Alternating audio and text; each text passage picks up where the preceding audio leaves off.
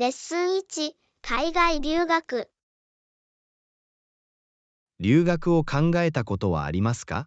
それは私の視野を広げ、新しい機会を与えてくれると信じています。はい、私も検討しました。異文化を体験し、外国の環境で学ぶことは刺激的ですね。絶対に語学力を高め、世界中の人々と出会う絶好の機会です。さらに、履歴書が充実し、求人市場での競争力が高まる可能性があります。それは本当です。雇用主は多くの場合、国際的な経験と新しい状況に適応する能力を重視しています。また、留学は私たちがより自立し、自立できるようになることにもつながると思います。間違いなく、私たちは新しい都市をナビゲートし、財政を管理し、日常業務を自分で処理しなければなりません。学問的にも個人的にも貴重な学習体験となるでしょう。同感です。私たちは新鮮な視点を身につけ、グローバルな考え方を身につけることができるでしょそして、休憩や週末に旅行したり、新しい場所を探索したりする機会を忘れないでください。はい、それはもう一つのエキサイティングな側面です。有名なランドマークを訪れ、さまざまな料理を試し、地元の文化に浸ることができました。全体として、留学は個人的にも学問的にも成長するための素晴らしい機会のように思えます。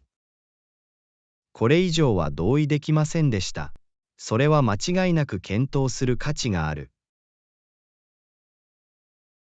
レッスンに、息を飲むような風景とフィルター。昨日のハイキングの景色は息を飲むほどでした。その写真を撮るとき、フィルターは使ったの？いいえ、フィルターは使用していません。自然の美しさがあまりにも素晴らしかったので、自分が見た通りに撮りたかったのです。それは素晴らしい。フィルターで写真を強調することもありますが、自然のままの美しさを味わうことも重要です。絶対に。フィルターは写真の色や雰囲気を変えることもできますが、バランスをとって瞬間をリアルに捉えるのはいいことです。完全に同意します。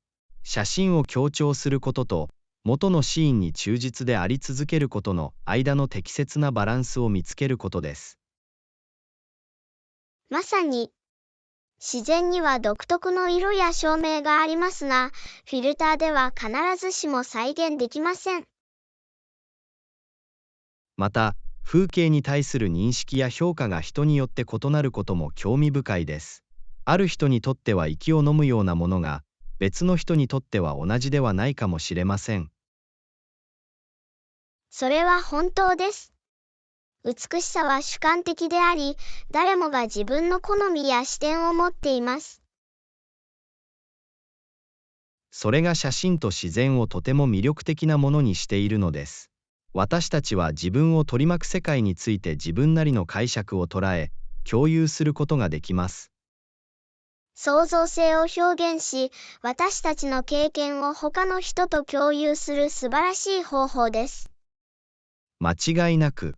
そして、フィルターを使うかどうかにかかわらず、最も重要なことは、その瞬間の美しさを楽しみ、心に残る思い出を作ることです。レッスン3、大きいサイズをチェックする。このシャツにはもっと大きいサイズが必要です。在庫があるかどうか確認させてください。はい、時間をかけてください。ぴったり合うものを見つけることが重要です。申し訳ありませんが、これより大きいサイズの在庫がないようです。ああ、それは残念だ。あのシャツのデザインがすごく気に入りました。他の支店に在庫があるかどうかを確認できます。それは素晴らしいことです。ありがとう。彼らがそれを持っているといいんだが。ダウンタウンの支店と話したんだけど、大きいサイズのシャツがあるよ。それは素晴らしい。予約してもらえますか？もちろん、すぐに予約します。明日取りに行ってもいいよ。ご協力ありがとうございました。本当に感謝しています。光栄です。あなたにぴったりのサイズを見つけるお手伝いができて嬉しいです。教訓4、市場参入の強化。他社との提携は、当社の市場参入を強化する可能性があります。そうだよね。はい、定評のある企業と協力することで、貴重なリソースと知識を得ることができます。絶対に。彼らには、私たちが活用できる既存のネットワークと流通チャネルがあるかもしれません。さらに、私たちは彼らの専門知識から恩恵を受け、彼らの過去の成功と失敗から学ぶことができます。それは本当です。潜在的な課題を乗り越え、情報に基づいた意思決定を行うのに役立ちます。また、ブランド認知度を高めるための共同マーケティング活動の可能性も検討する必要があります。良い点です。リソースをプールすることで、より多くのオーディエンスにリーチし、当社の製品やサービスへの関心を高めることができます。私たちのビジョンと価値観を共有する相性の良いパートナーを見つけることが重要です。同意した。強固なパートナーシップを構築するには、信頼、効果的なコミュニケーション、そして戦略的ビジョンの共有が必要です。また、新しい市場に進出するにあたり、信頼できる現地パートナーがいることで、文化や規制上の障壁を克服することができます。間違いなく、これは私たちの成長を加速させ、成功の可能性を高めることができる戦略的な動きです。レッスン5、アドレナリンラッシュとフードディライト。昨日行った冒険は間違いなくアドレナリンラッシュでした。やったなんて信じられない。わかってるよね。とても爽快な経験でした。今でもワクワクしてる。自分の限界に挑戦し、コンフォートゾーンから抜け出す感覚は信じられないほどでした。絶対に。スリリングな体験が私たちをいかに生き生きと感じ、その瞬間に存在感を与えてくれるかは驚くべきことです。そして、その後に食べた美味しい料理を忘れないようにしましょう。五感を刺激するごちそうでした。ああ、はい。味、香り、食感は素晴らしかったです。今でも味わえます。新しい料理を試したり、さまざまな料理を試したりすることは、旅行と冒険の最高の部分の一つです。本当にそうです。食べ物は文化に欠かせないもので、地元の伝統や人々とつながることができます。これ以上は同意できませんでした。料理の旅に出て、新しい味や料理のテクニックを発見するようなものです。そして一番いいのは、それらの料理のいくつかを家で再現し、その経験を友人や家族と共有できることです。絶対に、思い出をよみがえらせ、新しい思い出を作る素晴らしい方法です。確かに。スリル満点の冒険と美味しい食べ物の組み合わせは忘れられない体験をもたらします。このような瞬間は、人生の喜びと新しい地平を探求することの美しさを思い出させてくれます。レッスン6、気象問題。今日は天気が合うといいな。指が交差した。はい、良い天気を期待しましょう。最近は雨が多い。わかってる。かなり暗かったよ。すぐに日差しが当たることを願っています。私も。どこにでも傘を持ち歩くのはうんざりだ。濡れることを気にせず散歩に出かけるといいですね。間違いなく。雨具なしで屋外で過ごすのが恋しい。今回の天気予報が正確であることを願っています。同感です。何が期待できるかを考えておくことは常に良いことです。私は毎朝天気アプリをチェックして一日の計画を立てています。それは賢い考えだ。私もそれを始めるべきだ。ジャケットを持っていくかサングラスをかけるかを決めるのに役立ちます。いつもチェックするのを忘れて、後で後悔してしまいます。さて、今日は晴れた日に向けて頑張りましょう。はい、晴れた空と日差しを期待しています。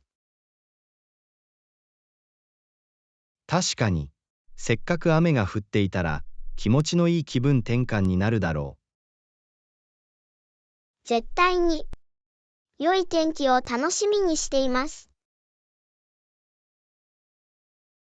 う。今日は天気の神様が味方してくれることを願いましょ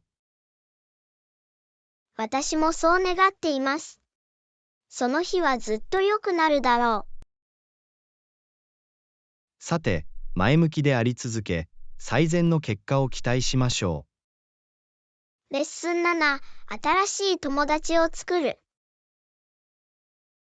新しい友達を作るには、共通の関心事があることを知って安心できます。間違いなく。共通点があると、会話を始めるのがずっと簡単になります。では、新しい友達を作るのに役立つと思う共通の関心事は何ですか？まあ、スポーツや楽器を演奏するなどの趣味は人々を結びつけることができます。それは本当です。スポーツと音楽は会話のきっかけとして最適です。そして、映画やテレビ番組はどうですか？多くの人はそれらについて話し合うのを楽しんでいます。はい、ポップカルチャーは多くの人にとって共通の関心事です。絆を深めるにはいい話題だ。また、ボランティアや地域活動への参加は、志を同じくする人々と出会うのに役立つと思います。絶対に。それはあなたがコミュニティを気にかけていることを示しており、有意義なつながりにつながることができます。もう一つの共通の関心事は旅行です。多くの人は旅行体験を共有するのが大好きです。それは素晴らしい点です。旅行は興味深い会話のきっかけとなり、長続きする友情を築くことができます。そして、食べ物についても忘れないようにしましょう。新しい料理を一緒に試すのはいつも楽しい経験です。そうだね。食べ物は人々を結びつけ、新しい友情への扉を開くことができます。だから、新しい友達を作るときに探求すべき共通の関心事がたくさんあります。間違いなく、共通の情熱を見つけ、それを出発点として使うことがすべてです。レッスン8、スキンケアのコツ。ねえ、アンナ、健康な肌を保つためのコツはありますか？絶対に。重要なヒントの一つは、一日を通して多量の水を飲むことです。飲料水はスキンケアにどのように役立ちますか？さて、水分補給は肌の潤いを保ち、乾燥を防ぎます。それは理にかなっています。他に何ができる？もう一つのヒントは、優しいクレンザーで1日2回顔をクレンジングすることです。クレンジングはなぜ重要なのでしょうか？クレンジングは毛穴を詰まらせて吹き出物の原因となる汚れ、油、その他の不純物を取り除きます。なるほど。スキンケア製品で探すべき特定の成分はありますか？はい、ヒアルロン酸やビタミン C などの成分を含む製品を探してください。肌全体の健康と外観を改善するのに役立ちます。アドバイスありがとうございます。他に知っておくべきことはある？はい、SPF30 以上の広域スペクトルの日焼け止めを使用して、肌を太陽から保護することを忘れないでください。日焼け止め、わかった。他に何かアドバイスはありますか？最後に、睡眠不足や高ストレスは肌に悪影響を与える可能性があるため、十分な睡眠をとり、ストレスレベルを管理するようにしてください。それを心に留めておくよ。素晴らしいヒントをありがとう、アンナ。レッスン9、食品の注文。こんにちは。今日何か手伝ってもいいですか？はい、お願いします。食べ物を注文したいのですが、確かに。何を注文したいですか？チーズバーガーとフライドポテトをお願いします。チーズバーガーにトッピングはいかがですか？はい、レタス、トマト、ピクルスをお願いします。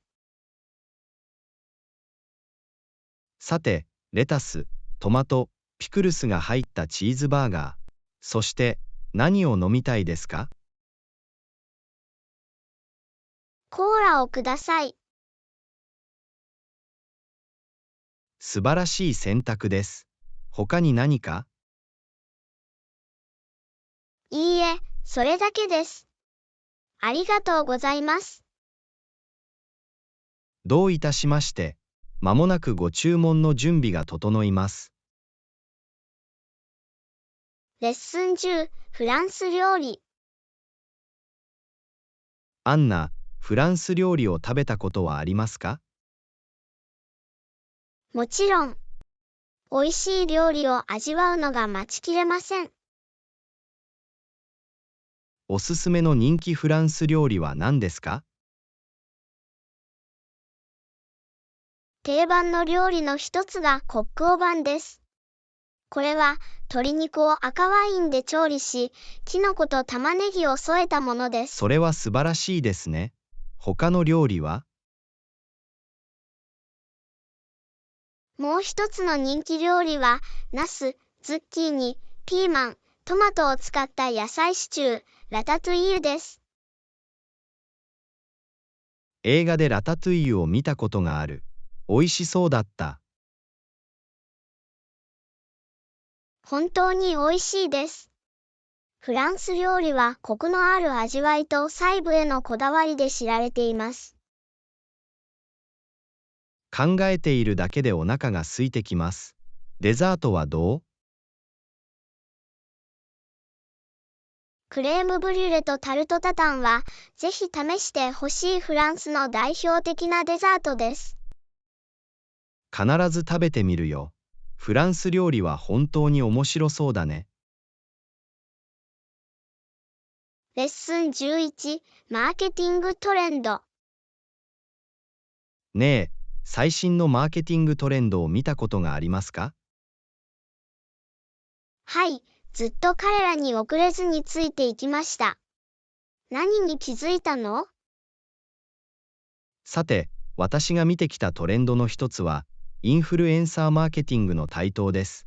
ブランドはソーシャルメディアのインフルエンサーと提携して自社製品を宣伝しています。それは面白い。最近人気の戦略のようです。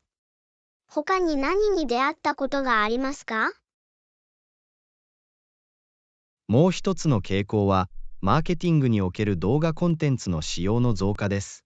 動画は非常に魅力的で、メッセージを効果的に伝えることができます。同感です。動画は人々の注目を集めるための強力なツールになっています。他に何かある？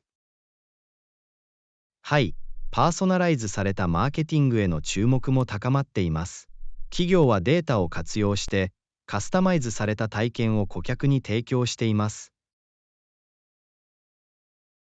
パーソナライゼーションは間違いなく違いを生むことができます。ブランドと消費者の間の強いつながりを築くのに役立ちます。他に注目すべき傾向はありますか？はい、持続可能性と環境に優しい観光が消費者にとってますます重要になっていることに気づきました。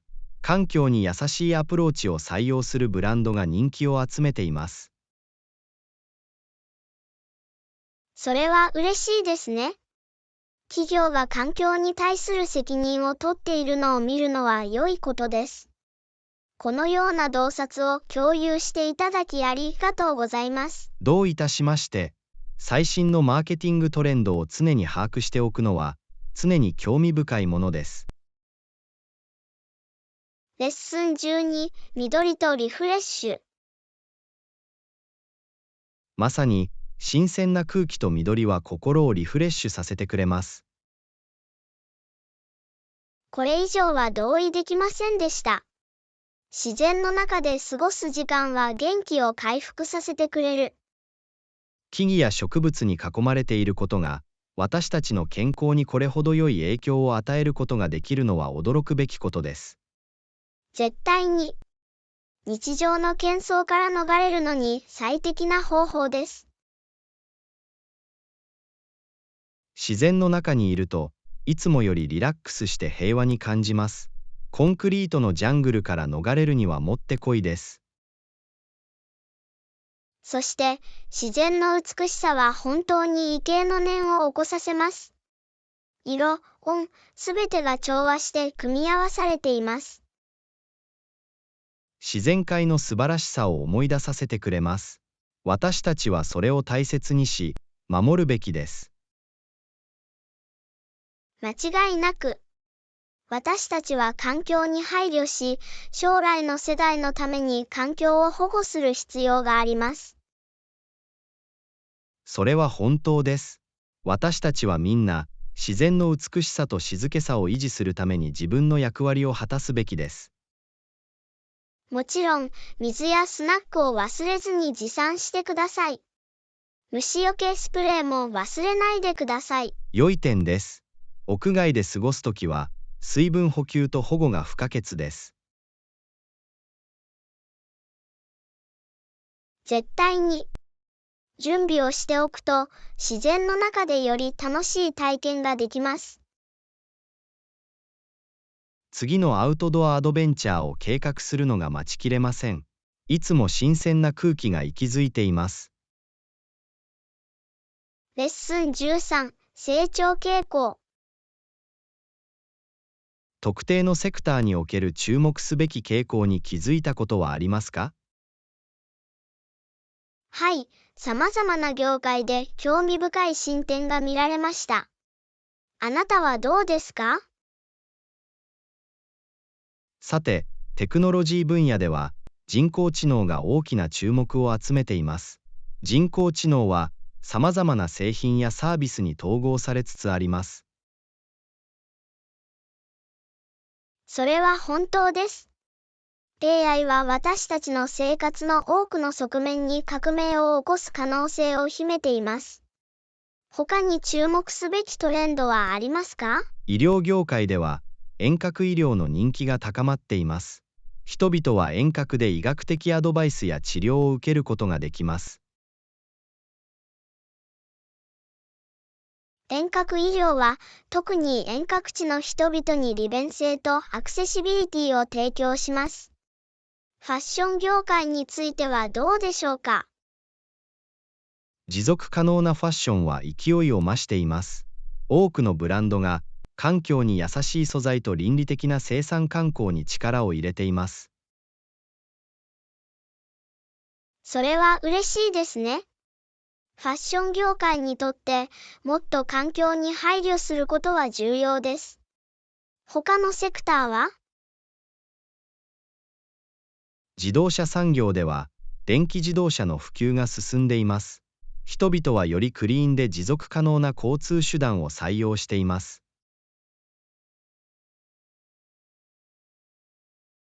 電気自動車は二酸化炭素排出量を大幅に削減する可能性があります。これはより環境に優しい未来に向けた前向きな一歩です。絶対に。これらのセクターで成長と革新が起こっているのを見るのはワクワクします。レッスン14、国立公園と息を飲むようなトレイル。国立公園に行ったことはありますか？はい、いくつか訪問する機会がありました。自然の美しさは息を飲むほどです。同感です。国立公園では素晴らしい風景とユニークな体験ができます。どれがお気に入りでしたか？選ぶのは難しいですが、息を飲むようなビーチとハイキングコースがある国立公園は本当に忘れられないものだったと思います。それは素晴らしいですね。ハイキングと自然の驚異に囲まれるのが大好きです。それについてもっと教えていただけますか？ビーチは手つかずで、透き通った海と柔らかい砂浜がありました。また、ハイキングコースでは様々な地形をたどり、途中で素晴らしい景色を眺めることができました。それがどれほど畏敬の念を起こさせたか想像できます。国立公園は都会の混乱から離れ、自然とのつながりを取り戻す機会を与えてくれます。絶対に。自然界の美しさとそれを保護することの重要性を理解することができます。完全に同意します。国立公園は私たちが楽しむ宝であるだけでなく、環境を保護する必要性を思い起こさせるものでもあります。そして何より素晴らしいのは、国立公園が誰にとっても何かを提供してくれることです。ハイキングや野生動物の観察を楽しんだり、単にビーチでくつろいだり、あるいは単にビーチでリラックスしたりと、それは本当自然愛です。好家なら国誰でも立公園楽しめは幅るものが広い興見つか味に見られ、ります。あらゆる年齢層の人々がアクセスできて楽しい場所になっています。国立公園への旅行を計画することは常に良い考えです。リラックスして充電し、心に残る思い出を作る機会です。絶対に。国立公園の素晴らしさを探索することは、他に類を見ない体験です。忙しい生活から切り離され、自然とのつながりを取り戻すチャンスです。レッスン15、英語学習と会話。英語学習は難しいかもしれませんが、このような会話は練習や上達に役立ちます。間違いなく。会話に参加することは、語学力を高め、流暢さを身につけるための素晴らしい方法です。さらに、単に文法や語彙を勉強するよりも、より楽しくインタラクティブな学習ができます。絶対に。会話によって学んだことを実践的な場面で応用することができます。また、実際の状況で英語を使うことに自信を持てるよう助けてくれます。それは本当です。話す練習をすればするほど、効果的に自分を表現しやすくなる。また、お互いから学ぶ機会でもあります。私たちはお互いの間違いを訂正し、有益なフィードバックを提供することができます。はい、建設的なフィードバックは成長と改善に不可欠です。これは共同学習プロセスです。それでは、定期的にこれらの会話を続けましょう。彼らは私たちの英語学習の旅において重要な役割を果たしています。これ以上は同意できませんでした。会話をするたびに、流暢な英語話者になるという目標に近づきます。絶対に、これからも挑戦を続け、限界に挑戦していきましょう。練習と忍耐力があれば、英語学習の目標を達成できます。それがスピリットだ。力を合わせれば、言葉の壁を乗り越え、自信を持って英語を話す人になれます。私たちの進歩と今後の会話にワクワクしています。これからの旅はワクワクします。レッスン16、割引に関する取引。ねえ、アンナ、どう思う？なんとかを特品を見つけたよ。ワクワクするよ、ジョン。どんな取引を見つけたの？これは、私たちがずっと買いたかった新しい本の割引です。それは素晴らしい。どのくらいの割引が受けられましたか？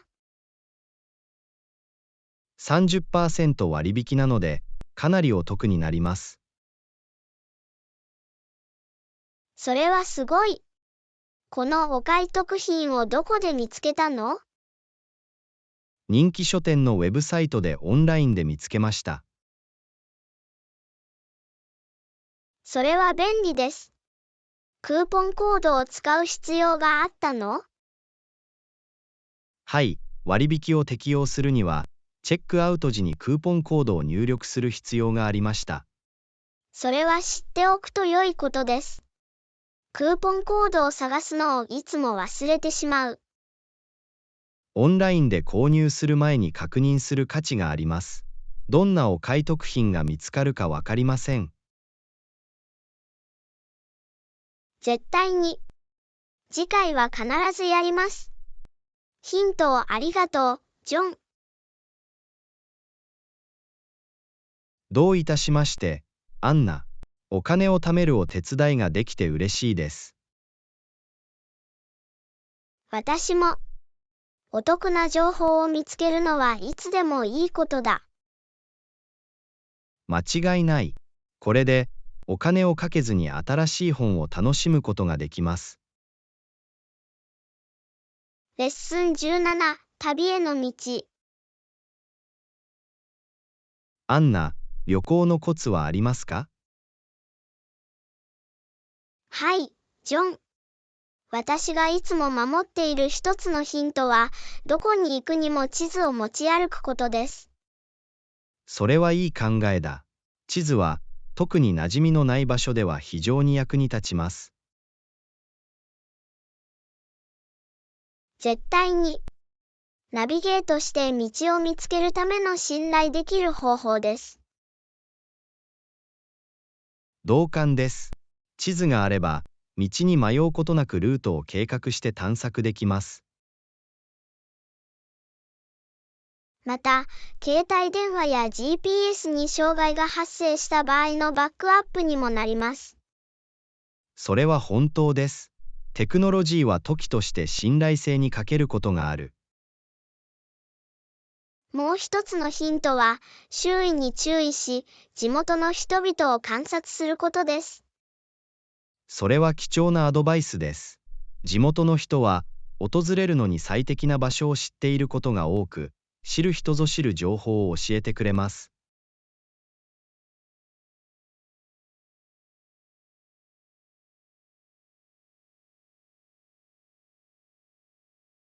それを心に留めておくよ。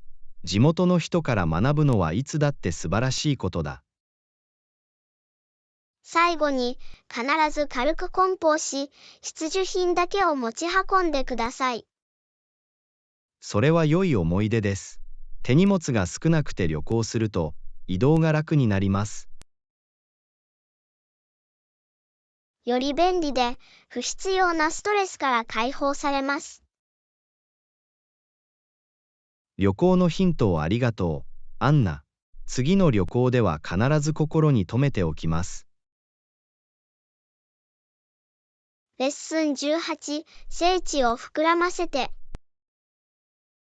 アンナ、パンを作ろうとしてるんだけど、一歩でもよくわからない。手伝ってくれる？もちろん、ジョン。喜んで手伝うよ。どのステップについて確信が持てないの？どれくらいの時間聖地を膨らませるのかわかりません。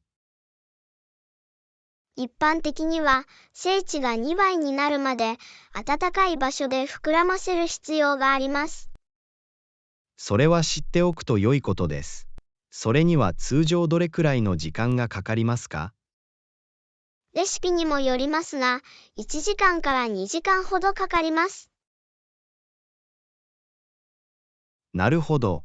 その場所にあるべき特定の温度ってあるの？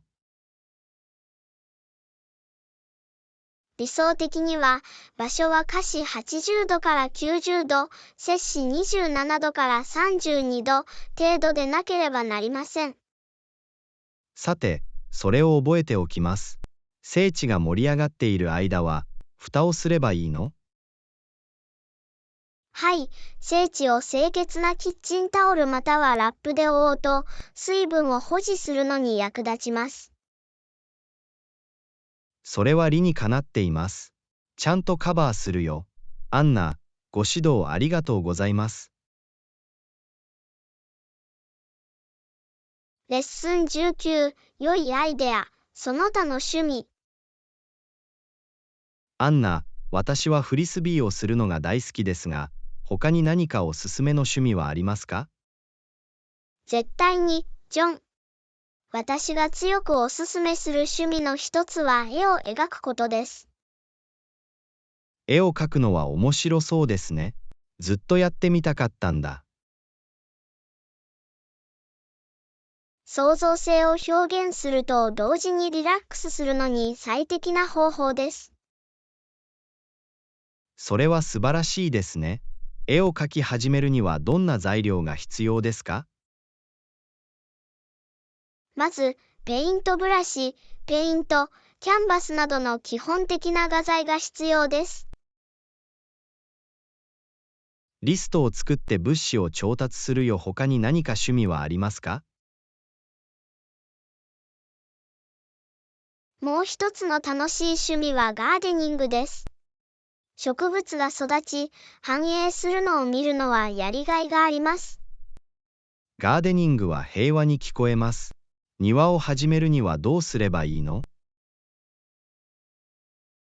まず、十分な日光が当たる適切な場所を選択してください。次に、お住まいの地域で育つ植物を選択します。裏庭に日当たりの良い場所を見つけて、自分の地域に最適な植物の研究を始めます。素晴らしい計画だね。ジョン・ガーデニングは自然とつながる素晴らしい方法です。始めることにワクワクしています。他に検討すべき趣味はありますか？写真もまた素晴らしい趣味です。特別な瞬間を捉えたり、別の視点から周囲を探索したりすることができます。写真は興味をそそられます。初心者にはどんなカメラがおすすめですか？初心者にとっては、デジタルカメラや優れたカメラを搭載したスマートフォンでも問題ありません。それは知っておくと良いことです。すでにスマートフォンを持っているので、すぐに写真の練習を始めることができます。完璧だジョン。どこに行っても楽しめる万能な趣味だ。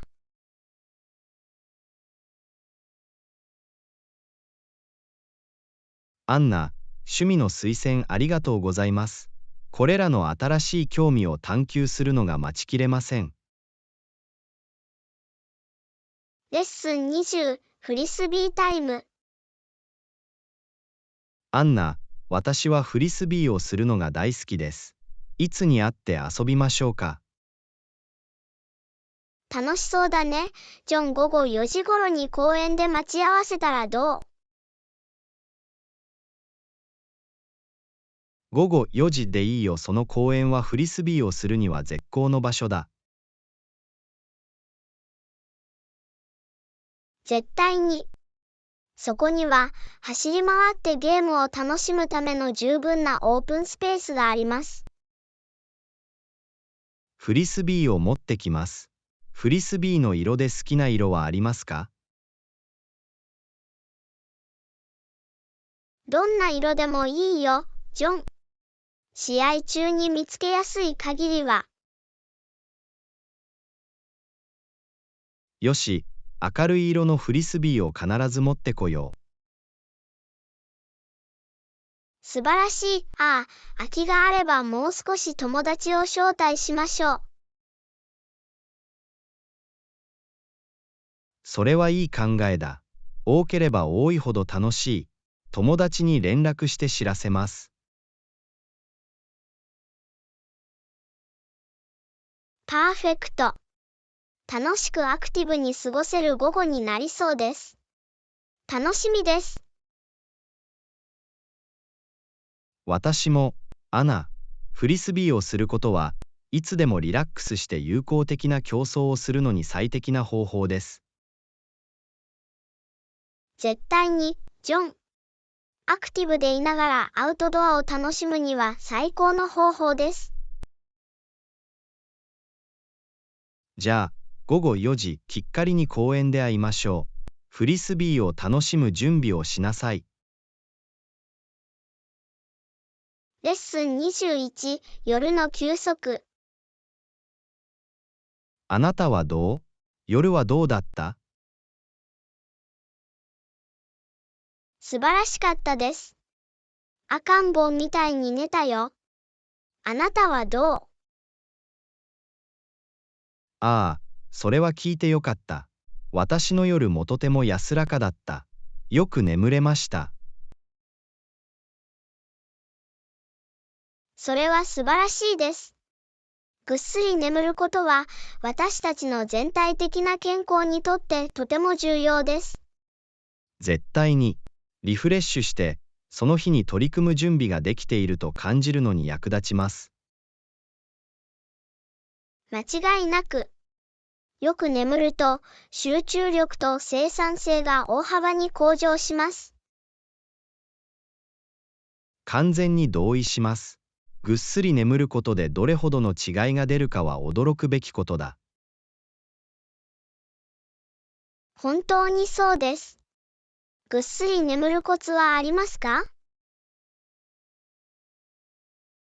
私が助けになることの一つは、就寝前のルーチンを確立することです。寝る前に本を読んだり、心を落ち着かせる音楽を聴いたりして、リラックスするようにしています。それは素晴らしいアイディアだ。やってみるよ。ご提案ありがとうございます。どういたしまして。あなたもよく眠れるようになるといいんだけど。きっとそうなるでしょう。ジョン、ありがとう。問題ない。アナ、今夜はよく眠れ。レッスン22、温度チェック。今日の気温はどう？10度前後です。少し肌寒いが、それほど寒くはない。ああ、なるほど。それなら間違いなくセーター天気だ。はい、この時期には重ね着をするのがいいでしょう。絶対に、暖かく居心地の良い状態を保つことが重要です。間違いなく。冬の間は風邪をひきたくない。同感です。いつも準備をして寒さから身を守る方がいいよ。それは本当です。今日はスカーフと手袋を持ってきてよかった。スマートムーブ。天候に関しては、後悔するよりは安全である方が良い。これ以上は同意できませんでした。出かける前に必ず温度をチェックしておくのが良い。はい、それは私たちが一日の計画を立て、適切な服装をするのに役立ちます。まさに。それで、肌寒い天候に耐える準備はできていますか？絶対に、荷物をまとめて一日を最大限に活用しよレッスン23、休息日。最近はたくさん運動をしていて、その間に休息を取ることの大切さに気づきました。それは印象的です。休息日は体の回復と再建に欠かせません。はい、その通りです。筋肉が実際に強くなるのは休息日です。それは魅力的だ。それは知らなかった。休息日は、オーバートレーニングを防ぎ、怪我のリスクを減らすのにも役立ちます。それは理にかなっています。適切なバランスを見つけることがすべてだと思います。絶対に、適切な休息を取らずに頑張りすぎると、逆効果になることがあります。それを心に留めておくよ。それで、どれくらいの頻度で休むの？ワークアウトのルーチンにもよりますが、通常は週に1日か2日休みます。それは理にかなっているように聞こえます。休息日も必ずフィットネスプランに組み込むつもりです。それは間違いなく価値があります。あなたの体は感謝してくれるでしょ私はあなたを信じています。この貴重な情報を共有してくれてありがとう、ジョン。う。どういたしまして、アンナ。自分を大切にして、体の声に耳を傾けてください。レッスン24、言語学習ツール。ターゲット言語で映画を見たり、音楽を聴いたりすることは、語学学習に役立つと思います。それは素晴らしいアイディアだ。メディアを通じた没入感は、楽しく効果的な学習ツールになり得ます。はい、自然な会話言語に触れることができ、リスニングスキルの向上に役立ちます。絶対に。また、背景や文化的な洞察も得られます。間違いなく、さらに、従来の教科書に比べて、より楽しく学習できます。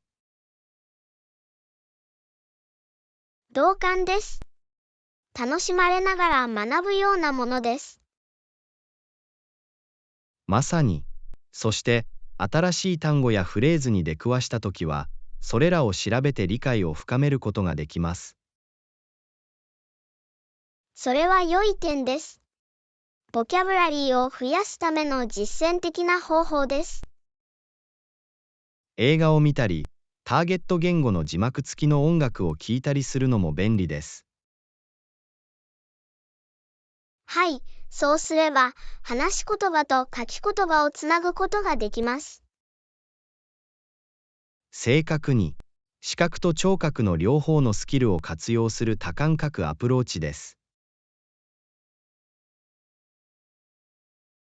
絶対にやってみます。提案ありがとう、ジョン。どういたしまして、アンナ。語学学習の旅を楽しんでください。レッスン25、パークミーティング。公園で会いましょうか。はい、1時間後にそこで会いましょう。いいですね。そこで会おう。素晴らしい。毛布とスナックを持ってきます。パーフェクト。アウトドアを楽しむにはいい方法でしょう。楽しみです。公園はいつもとても爽やかで平和です。同感です。リラックスしてくつろぐには絶好の場所です。また、英会話のスキルを練習する良い機会でもあります。間違いなく、実際の会話に没頭することが上達する最善の方法です。これ以上は同意できませんでした。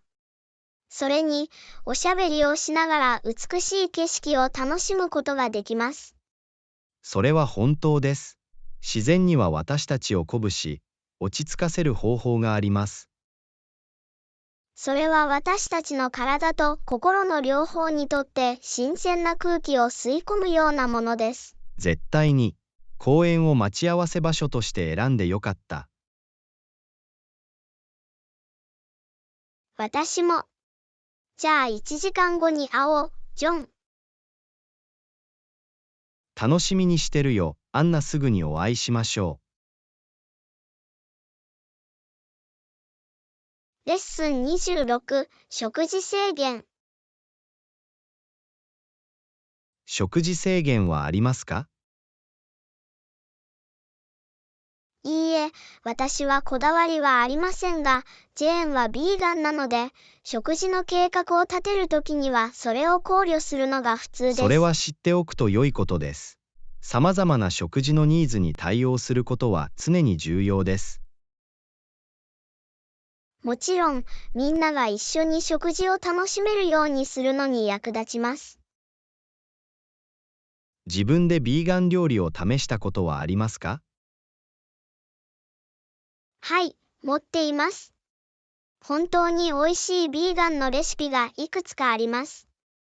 それらがどれほど風味豊かであるかは驚くべきことです。同感です。ビーガン料理は長い道のりを歩んできました。今、さまざまな選択肢があるのは素晴らしいことです。間違いなく。また、より多くの植物ベースの食事を食事に取り入れる良い方法でもあります。それは本当です。これはより健康的な選択であり、環境にとっても良い選択です。まさに、これは双方にメリットのある状況です。次の食事の計画を立てるときには、そのことを心に留めておきます。共有してくれてありがとう、アンナ。どういたしまして、ジョンビーガンレシピについて何か助けが必要な場合はお知らせください。感謝するよ。いつか君にその申し出に応じるかもしれない。もちろん、いつでも。ちょっと知らせて。そうします。もう一度ありがとう、アナ。レッスン27、コンビネーションロック。このコンビネーションロックを開く必要があるのですが、コードを忘れてしまいました。手伝ってくれる？問題ない。マスターキーを取り出して開きます。素晴らしい。ありがとう。あなたはいつも救助に来ます。全然問題ないです。喜んでお手伝いします。コードとパスワードを覚えるのが本当に苦手です。それは最高の人にも起こります。だからこそ、バックアップソリューションがあるのは良いことです。そうだね。重要なコードは安全な場所に書き留めておくべきだ。それはいい考えだ。ただし、必ず安全に保管してください。私がします。鍵を開けてくれてありがとう。アンナ君のおかげで多くのフラストレーションが省けた。問題ないよ。ジョンをお手伝いできて嬉しいです。君に借りがある。いや、それはすべて友達であることの一部だ。まあ、それでも感謝します。もう一度ありがとう、アナ。レッスン28、外食。気分転換に外食しよう。何か提案は？ダウンタウンの新しいイタリアンレストランはどう？いい話を聞いたよ。それは素晴らしいアイデアのようですね。パスタを食べたい気分だ。パーフェクト。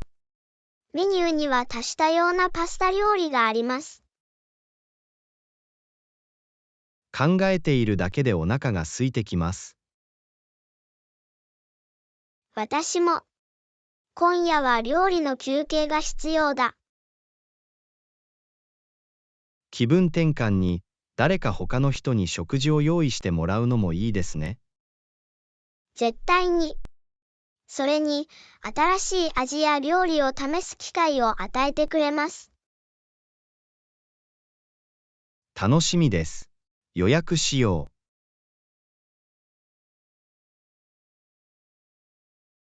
う。わかった、私がやるよ。あなたにとって一番いい時間は何時ですか？午後7時はどうですか？うまくいきますか？いいですね。ダウンタウンのイタリアンレストランで午後7時に予約します。素晴らしい。アンナと一緒においしい食事を楽しむのが待ちきれません。レッスン29、空港アメニティ。すべての空港にこのようなスポットがあったらいいのにと思います。間違いなく、旅行がもっと楽しくなります。快適な座席と充電ステーションがあるのはいいことです。また、無料の Wi-Fi もおまけです。間違いなく、フライトを待っている間の暇つぶしに役立ちます。さらに、ここにはたくさんのショップやレストランがあります。それは本当です。一口食べたり、買い物をしたりするのに便利です。また、空港ラウンジはリラックスするのに最適な場所です。はい、ターミナルの喧騒から逃れるにはうってつけです。そこで時間を過ごせるように、いつも早く到着するようにしています。これは賢い動きです。これは旅行体験をより快適にする方法です。絶対に。特に乗り継ぎ時間が長い場合は、それだけの価値があります。次の旅行ではそのことを心に留めておきます。ヒントをありがとう、アンナ。レッスン30、アートとリラクゼーション。リラックスして美しいものを作るのに最適な方法です。アートに対する同じ情熱を共有できて嬉しいです。それは私たちが自分自身を表現することを可能にする治療活動です。まさに。それはセルフケアの一形態であり、リラックスする方法です。自分の手で何かを作ることに集中すると心が落ち着きます。私も。デジタルの世界やスクリーンからの脱却です。そして一番の楽しみは、完成した作品を見て達成感を感じることです。絶対に。それは充実感と誇りです。そして、自分たち自身の作品に囲まれることができるのは素晴らしいことです。間違いなく。それは私たちの生活空間に個人的なタッチを加えます。私たちがこのような共通の関心を持っていることに感謝しています。それは私たちをより近づけます。私も、ジョン、それは私たちには特別な絆がある。生活の中でアートにかける時間を増やしましょう。それだけの価値はある。これ以上は同意できませんでした。これからも創作を続け、一緒にリラックスしていきましょう。計画みたいだな。アンナ、次の芸術的冒険を楽しみにしています。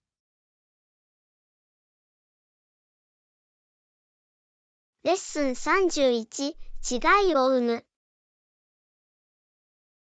私は最近、どんなに小さくても、どうすれば世界に変化をもたらすことができるかを考えています。それは素晴らしいトピックです。ポジティブな影響を与えることが不可欠です。どんなアイディアがありますか？私たちにできることの一つは、地元の団体でボランティアをすることです。彼らは常に特別な支援を必要としています。絶対に。ボランティアは地域社会に恩返しをする素晴らしい方法です。私たちは自分が情熱を傾けている大義を選ぶことができます。もう一つのアイデアは、チャリティーイベントに参加することです。彼らは様々な目的のために資金を集め、意識を高めます。それは良い点です。困っている人を支援することは極めて重要だ。チャリティーランやウォーキングに参加して貢献することができます。また、廃棄物の削減やリサイクルなど、日常生活に小さな変化をもたらすこともできます。取るに足らないことのように思えるかもしれませんが、積み重なっていきます。買う前に必ず確認しておきます。リサイクルは環境にとって必要不可欠です。私たちはみんな自分の役割を果たすべきだ。絶対に、すべての小さなアクションが重要です。また、持続可能性の重要性について他の人に教えることもできます。その通りだ。知識を共有し、意識を高めることが鍵です。ワークショップを開催したり、情報コンテンツを作成したりできます。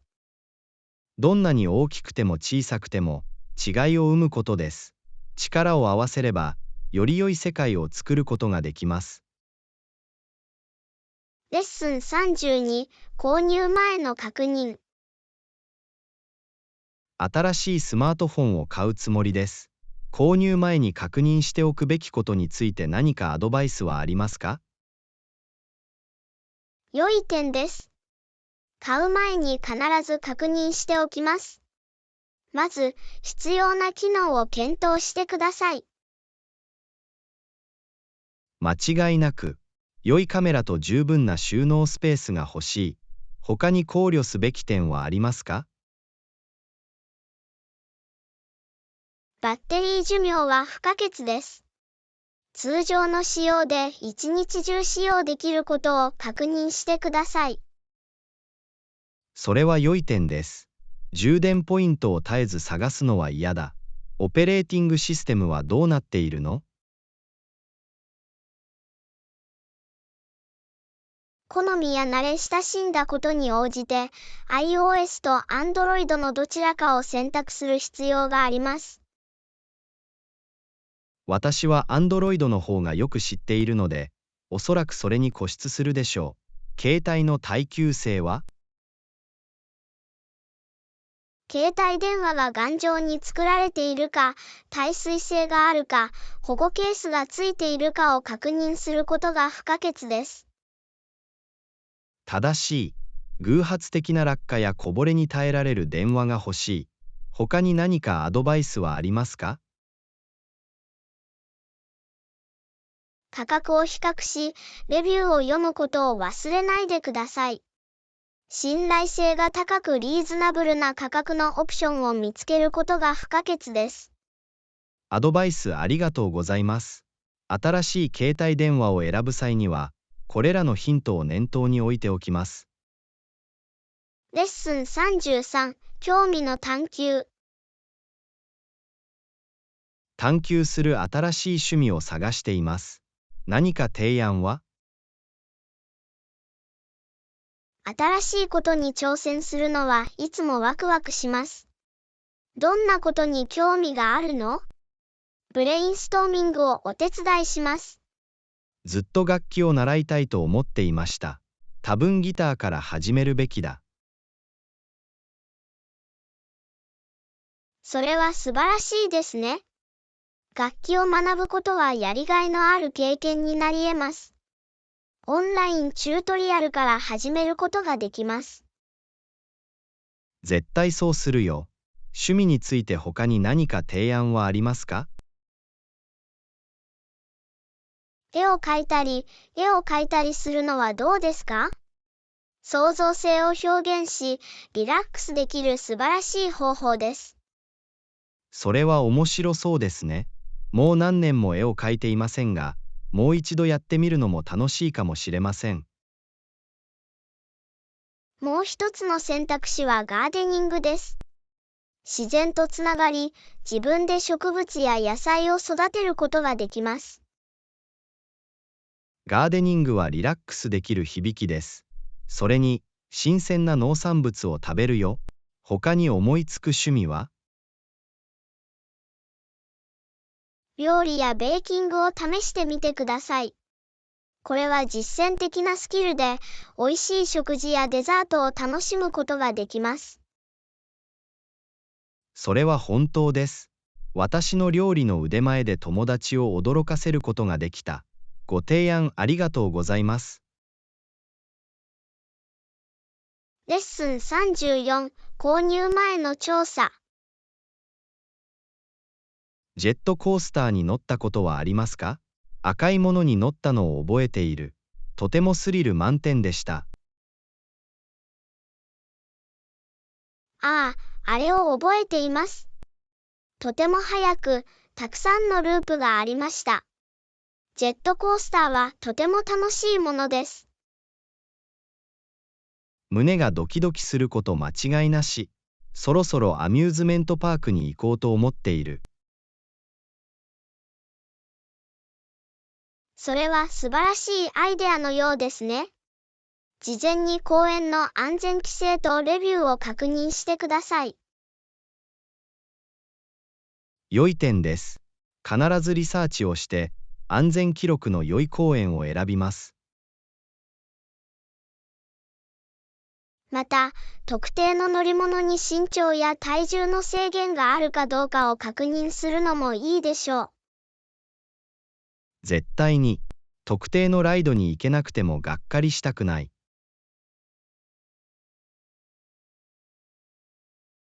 また、公園の営業時間や特別なイベントを確認することを忘れないでください。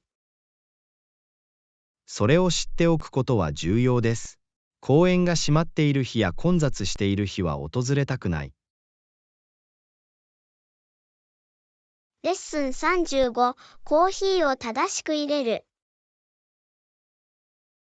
通常、コーヒーが適切に入れるまでにかかる時間は約4から5分です。いい時間枠だ。ジョンコーヒーを入れるには、最適なフレーバー抽出に適切な時間が必要です。その時間内にコーヒーを正しく入れていることを確認するにはどうすればいいですか？まず、コーヒー豆を入れ方に適した粗さにひきます。最良の結果を得るには、必ずそれに応じてグラインダーの設定を調整します。素晴らしい。次に、お好みの濃さになるように、コーヒーかすと水を適量測してください。そのため、コーヒーと水の比率は、バランスの取れた入れ方に欠かせません。絶対に。ご使用の醸造設備に応じて、コーヒーと水の推奨比率に従ってください。すべてを測定したら、醸造プロセスを開始するにはどうすればいいですか？醸造方法に最適な温度まで水を加熱します。通常は華氏195度から205度、摂氏90度から96度前後です。温度計を使って水が希望の温度に達していることを確認します。いいアイディアだ。お湯が熱くなったら、コーヒーかすに均等に注ぎます。一度に全部注ぐべきですか、それとも間隔を置いて注ぐべきですか？水が粉を均等に飽和させるように、間隔を空けて注ぐのが最善です。きちんと抽出できるように、ゆっくりと均等に注ぐことを忘れないでください。素晴らしい。注いだ後、コーヒーをそのまま推奨時間入れましょう。それで、その4から5分の間は、コーヒーをかき混ぜたりしないようにすべきですか？